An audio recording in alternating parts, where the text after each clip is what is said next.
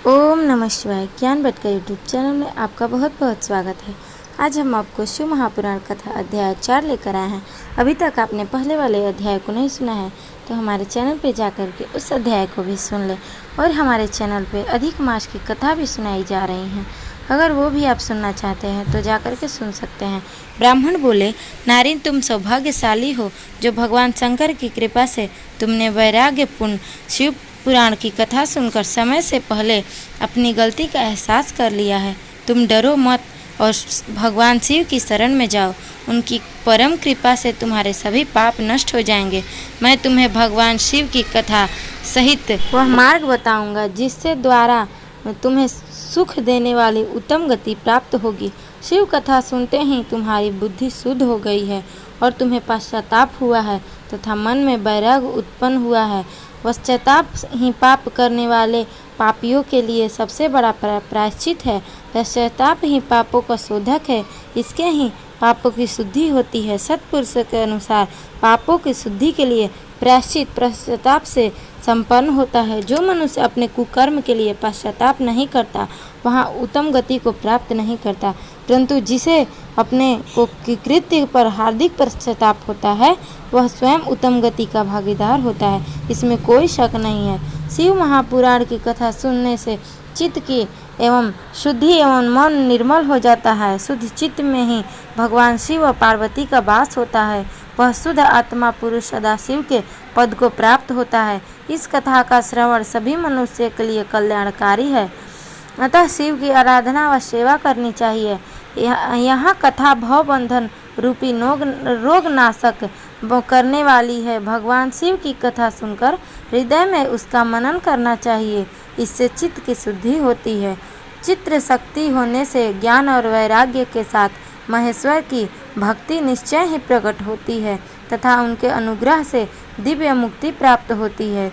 जो मनुष्य माया के प्रति आसक्त है वहाँ इस संसार बंधन से मुक्त नहीं हो पाता। हे ब्राह्मण पत्नी, तुम अन्य विषयों से अपने मन को हटाकर भगवान शिव शंकर की इस परम पावन कथा को सुनो। इससे तुम्हारे चित्त की शुद्धि होगी और तुम्हें मोक्ष की प्राप्ति होगी। जो मनुष्य निर्मल हृदय से भगवान शिव के चरणों का चिंतन करता है उसकी एक ही जन्म में मुक्ति हो जाती है। सूत जी कहते हैं, शौनक यह कहकर वे ब्राह्मण चुप हो गए। उनका हृदय करुणा से भर गया, वे ध्यान मग्न हो गए। ब्राह्मण का उपदेश सुनकर चंचुला के नेत्रों से आनंद के आंसू छलक आए।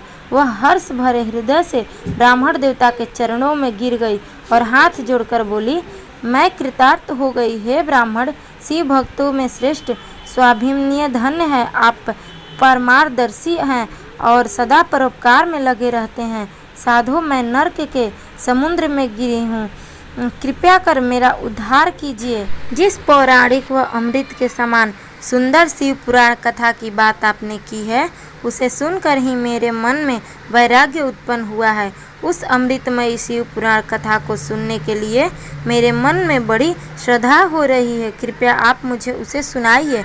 सूत जी कहते हैं, शिव पुराण की कथा सुनने की इच्छा मन में लिए हुए चंचुला उन ब्राह्मण देवता की सेवा में वहीं रहने लगी। उस गोकर्ण नामक महाक्षेत्र में उन ब्राह्मण देवता के मुख से चंचुला शिव पुराण की भक्ति, ज्ञान वैराग्य बढ़ाने वाली और मुक्ति देने वाली परम उत्तम कथा सुनकर कृतार्थ हुई।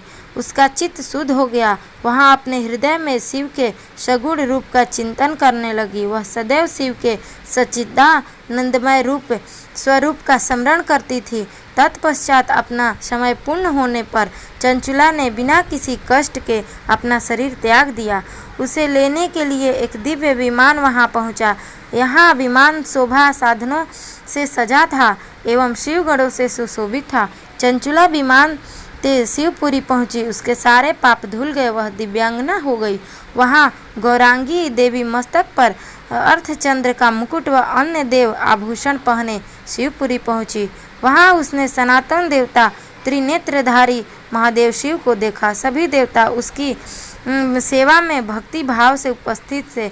उनकी अंत कांति करोड़ों सूर्यों के समान प्रकाशित हो रही थी। 5 मुख और हर मुख में 3-3 नेत्र थे।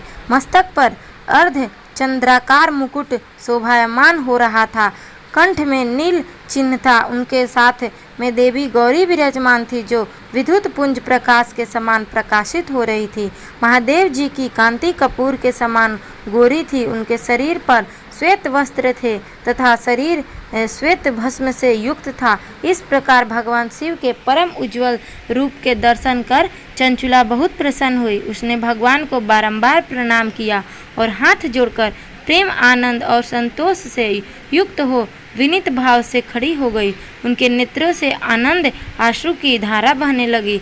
भगवान शंकर व भगवती गौरी उमा ने करुणा के साथ सो में दृष्टि से देखकर चंचुला को अपने पास बुलाया। गौरी कुमार ने उसे प्रेम पूर्वक अपनी सखी बना लिया। चंचुला सुख पूर्वक भगवान शिव के धाम में उमा देवी की सखी के रूप में निवास करने लगी। आज की कथा यहीं पे समाप्त हो रही है। अगर आपको यह कथा अच्छी लगी है तो प्लीज़ हमारे वीडियो को लाइक शेयर करें और हो सके तो कमेंट बॉक्स में अपना राय जरूर दें।